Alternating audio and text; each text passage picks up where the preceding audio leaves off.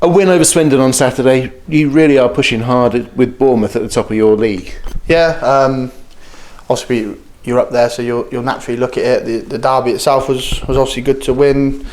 Being the youth team, there's some local boys in there, so they know what it means. And me and Chris make sure that the ones that are not local know what it means, and they applied themselves in that way. It wasn't by all means a great football game. It wasn't pretty. The pitch was bad. It was wet.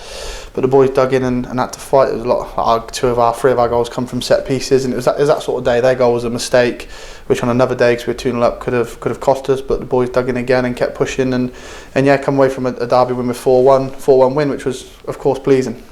People will see 2 goals for Gatlin, who obviously made his first team debut. 2 goals for Will Owens as well. He's done well. Yeah, they're all pushing in different ways. Will has got the unbelievable attribute of being good in the air for a wide man, which is not always a wide man's best trait, but he does. He rises well and he's competitive in the air. So we use that from set pieces and crossing to the back post. He's always a threat. So obviously it's a good day for him to get 2 goals. And then Gatlin started with the under-16, so he's gone all the way from making his debut to the first team to start the 16s, come over to us at half time, came on and scored 2 goals, and was what you expect from Gatlin. He was hard working, strong, robust, and pressed the goalkeeper for one of his goals, which is his own goal. He worked for it, and the second one fouled him, and he put it away nicely, which was pleasing. I don't think that having been around the first team is going to change him. He's not that character, is he? Nah, he's a smashing boy. He really is. He came over and is so humble in his work anyway, and yeah, sometimes you see it a little bit, but not even the single sniff of him changing. He came on and worked even harder. Probably, hopefully for him, give him that little taste. He knows that he's not that far away and he's been exposed to it. He wants more of it, so hopefully that's the motivation rather than getting a bit carried away. It's more like, now I've had a tiny taste of a stadium and first team dressing room and the first team players. Hopefully it works even harder to get closer to it.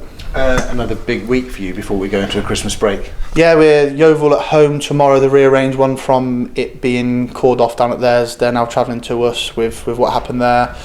Yeah, with the results at the weekend, and I say it's not all about that, but while you're there, you should look at it. It'll be a good moment for the boys. If they win tomorrow, they go above Bournemouth with them not winning the weekend. So, and then a game Saturday against Forest Green at home, which will be tough there.